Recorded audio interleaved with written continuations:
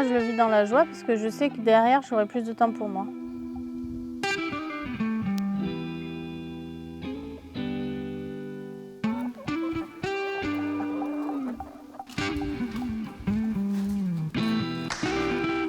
Naturel, bio quoi. Je me suis installée seule il y a 10 ans. Les 5 premières années, on a construit, enfin je dis on parce que Olivier était un peu là, mais il travaillait à l'extérieur, mais on a construit ensemble l'outil de travail. Et puis après, les 5 années d'après, on s'est professionnalisé. Olivier est arrivé à la ferme à temps plein et on a développé notre outil de travail, nos débouchés et nos techniques. Cultiver et d'élever des animaux en collaboration avec la nature. Petit à petit, ce qui est vraiment apparu, c'est notre souci de produire des aliments qui ont du goût. Et du coup, ça a été vraiment notre recherche dans les choix variétaux et aussi les espèces de volailles qu'on choisit. Et c'est ce qu'on travaille avec les clients également, que ce soit en direct ou en circuit court. C'est vraiment le goût le plus important pour nous. En 2017, moi je me suis arrêtée de travailler, j'étais en congé maternité. Olivier s'est retrouvé à travailler beaucoup pour compenser mon absence, même si j'étais remplacée. Alors les années d'avant, j'étais là, on travaillait beaucoup, mais ça avait un sens parce qu'on construisait la ferme. Et puis là, le fait d'avoir un troisième enfant, de vouloir passer du temps en famille et de travailler beaucoup, et moi de compenser les week-ends, même avec un petit bébé, c'était trop en fait, et que c'était peut-être pas pour ça qu'on avait voulu changer de vie. Pour atteindre l'objectif de plus d'efficacité au travail, on a opéré 5 solutions. La première, ça a été de revoir l'organisation spatiale au sein de la ferme. On a eu tendance au début à en mettre un peu partout.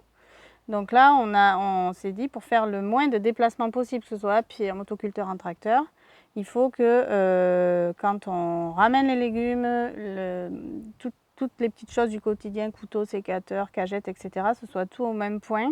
Et il y a des endroits qui soient un peu équidistants. Voilà.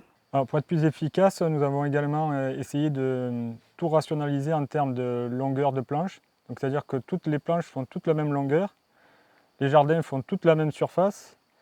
Donc l'idée c'est d'avoir toujours le même matériel qui s'adapte à chaque planche, à toutes les planches de la ferme. Je n'ai plus qu'à prendre ma toile tissée, mes rampes d'aspersion, je vais au jardin et je sais que ça va coller nickel, quoi. Et ça, en termes de gain de temps, c'est énorme, quoi. À partir de 2017, on a choisi vraiment d'investir dans du nouveau matériel pour vraiment y gagner en efficacité.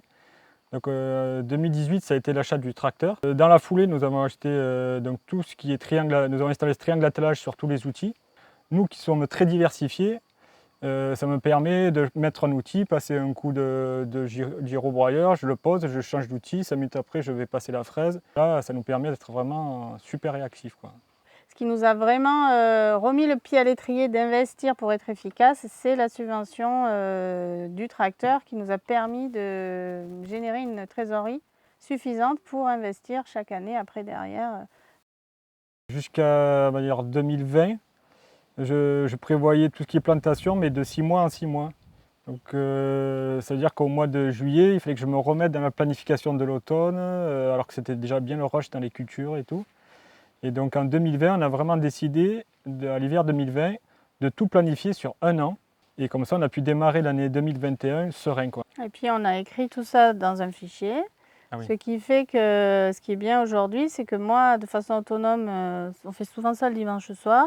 Moi, je prends le fichier, j'ouvre et je regarde et je lui rappelle, enfin on voit ensemble, cette semaine, il y a ça, il faut aller chercher tel plant, on va les planter là, parce que c'est écrit. Pour arriver à ça, on a pris du temps, on s'est formé. On a pris conscience de l'importance du temps qu'on pouvait gagner au moment du ramassage et du conditionnement. Alors c'est vrai que sur notre ferme, puisqu'on n'a pas de chambre froide, ça prend quand même 2 journées pleines de ramassage et de conditionnement et 2 demi-journées, donc c'est énorme. On a commencé par ce qui était le plus facile pour nous, c'était analyser comment on conditionne.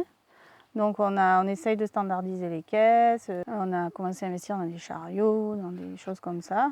Donc c'est assez classique, mais disons on a plus pris conscience de l'importance de standardiser ça.